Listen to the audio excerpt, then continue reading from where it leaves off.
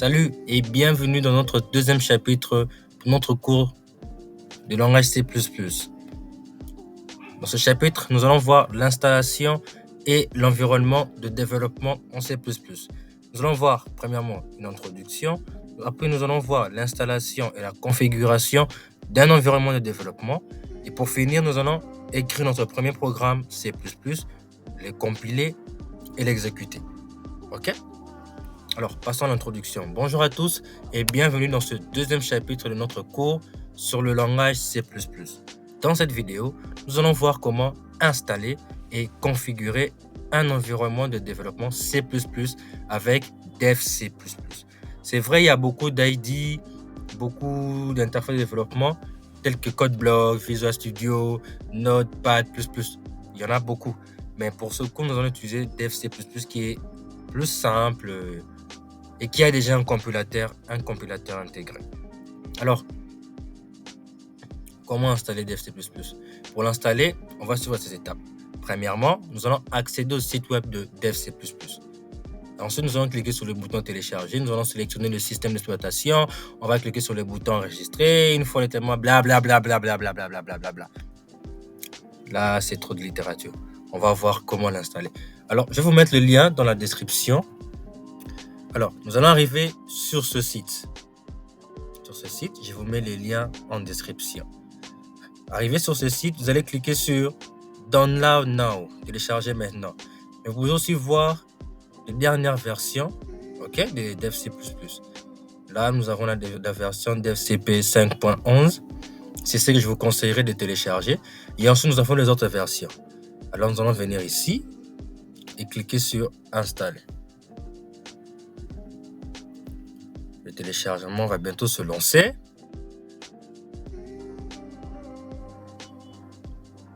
Si votre téléchargement n'a pas commencé, cliquez ici. On va cliquer ici. On va cliquer sur Download. Et voilà, notre téléchargement a commencé.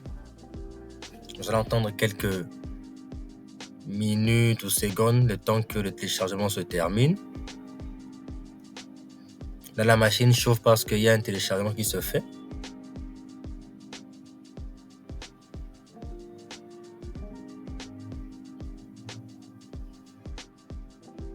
Voilà. Le téléchargement est fini. Nous allons cliquer pour l'ouvrir. Nous allons accepter. Il se charge.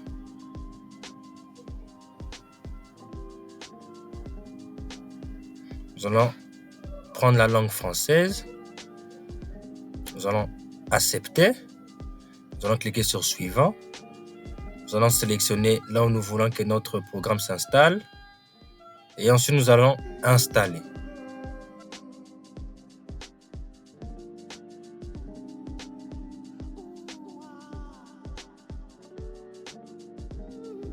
Et voilà, nous avons fini d'installer DevC++. Nous pouvons fermer et lancer DevC++ au même moment.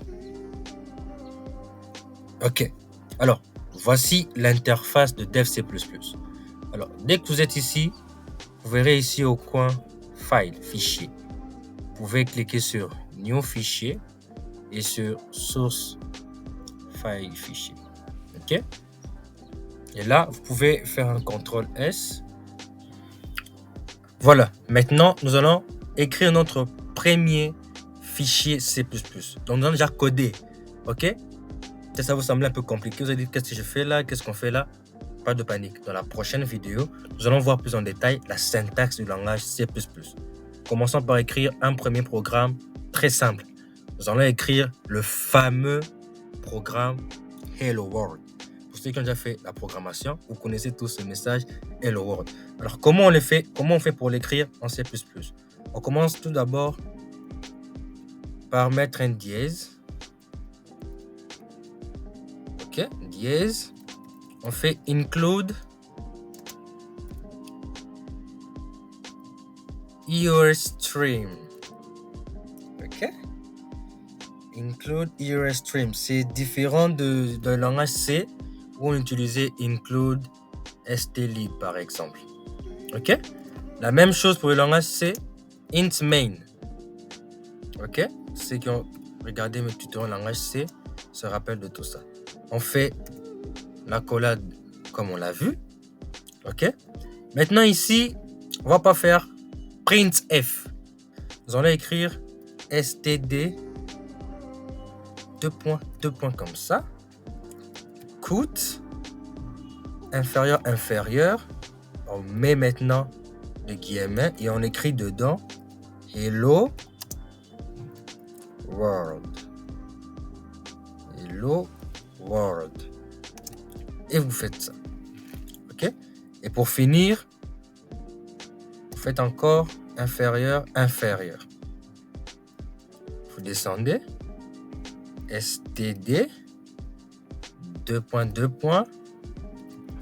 handle endl point virgule. Vous descendez. Si le programme marche bien, on va retourner 0 et on finit. Ok, là on vient d'écrire notre premier programme en C++. Qu'est-ce que ça signifie? Ce code va imprimer le message Hello World dans la console. Ok, notre programme n'est pas encore enregistré. Qu'est-ce qu'on va faire? On va l'enregistrer. Vous allez faire CTRL S. Ok, là j'ai quelques fichiers en CPP. On va écrire test 1. Et le type, vous voyez là, si vous faites .c, vous choisissez ce type, notre fichier sera un fichier en langage C, un fichier C. Nous allons mettre C++ source file. Donc les extensions sont là.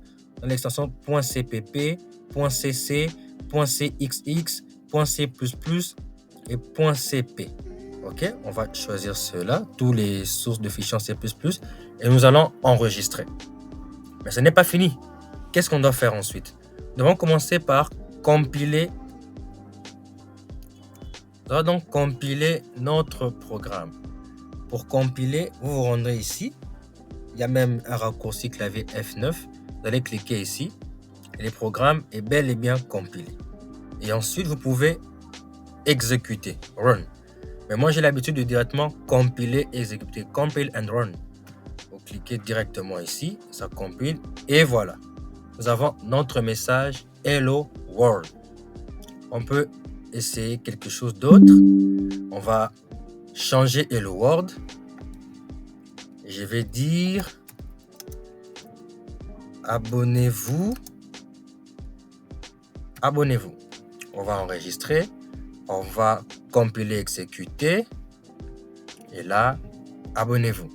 Ok? Là, nous venons d'écrire notre premier programme en C++. Voilà. Dans cette vidéo, nous avons vu comment installer et configurer un environnement de développement C++ avec DevC++. Nous avons également écrit notre premier programme C++ qui était le fameux Hello World.